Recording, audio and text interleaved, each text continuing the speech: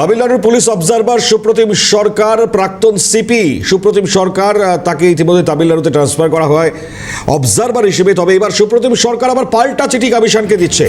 তিনি বলছেন সেই চিঠিতে স্বাস্থ্য সংক্রান্ত সমস্যায় তিনি এই দায়িত্ব নিতে পারবেন না। নির্বাচন কমিশনে ইতিমধ্যে আবেদন জানিয়েছেন সুপ্রতিম সরকার। আবেদন গৃহীত হবে কি হবে না সেটা পরবর্তী বিষয়। তবে এই প্রসঙ্গে আরো বিস্তারিত জানবো। অভিরূপা হাজরা টেলিফোন লাইনে রয়েছেন আমাদের প্রতিনিধি। অভিরূপা, কি খবর পাচ্ছ?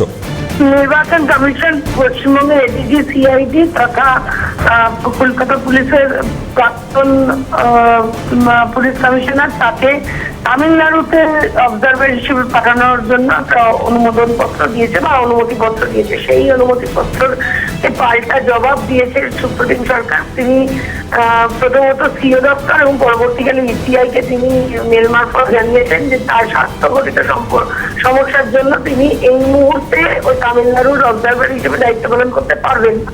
তো তাকে অব্যাহতি দেওয়া হোক, তার এই নির্দেশিকা তুলে নেওয়া হোক, এই আবেদন করা হয়েছে। যদিও ইসিআই চাইছে তাকে তামিলনাড়ুতে অবজারভার হিসেবে পাঠাতে এবং অবজারভেশনের পরে একটি রিপোর্ট তিনি কমিশনকে জমা দেবেন, সেটাই স্বাভাবিক। এবং কিন্তু এরই মধ্যে সুপ্রিম সরকার তিনি পাল্টা চিঠি দিয়ে জানিয়েছেন শারীরিক অসুবিধার জন্য তিনি যেতে পারবেন না তামিলনাড়ু। তবে সুপ্রিম সরকার এই আবেদন আদতে কমিশন গ্রহণ করে কিনা বা তার নির্দেশিকা পরিবর্তন করে কিনা সেটাই এখন দেখার বিষয়। ধন্যবাদ অভিরূপা। কথা বলছেন আমাদের প্রতিনিধি অভিরূপা হাজরার সঙ্গে।